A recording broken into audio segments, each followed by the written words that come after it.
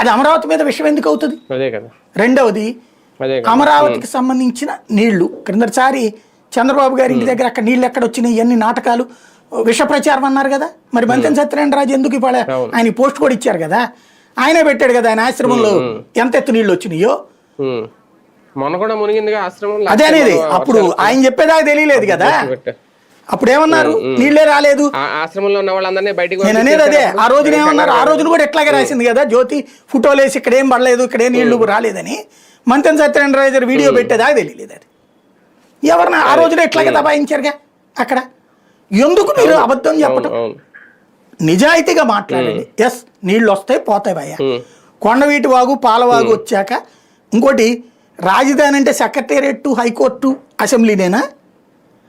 ఆ హైకోర్టుకి వెళ్ళే చోట నీళ్లు ఉన్నాయని ఆయన ఎవరో లాయర్ వీడియోలు తీసి మరీ చూపెట్టాడు క్లియర్గా. అది రోడ్డు మీద నీళ్లు వస్తాయా కాసేపటికి పోతాయి ఏముంది అది అని చెప్పు.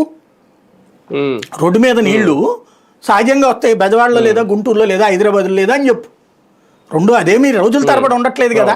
అట్లని వెంటనే అంటారు నువ్వు కొత్త రాజధాని కదా అంటారు. అవలేదా పూర్తి కాలేదు కదా భయ్యా. నువ్వు సంస్కారయుతంగా మాట్లాడండి, దబాయించద్దు, బెదిరించద్దు. ఇప్పుడు మొన్న ఆయన ఎవరు సిపిఎం లీడర్ మంగళగిరి నియోజకవర్గం ఆయన ఆ నీరు కొండ అదంతా వీడియోలు తీసి చూపించాడు. ఇదిగో అదే అట్లాంటివి, ఇదిగో ఇట్లాంటివి అని చెప్పేసి.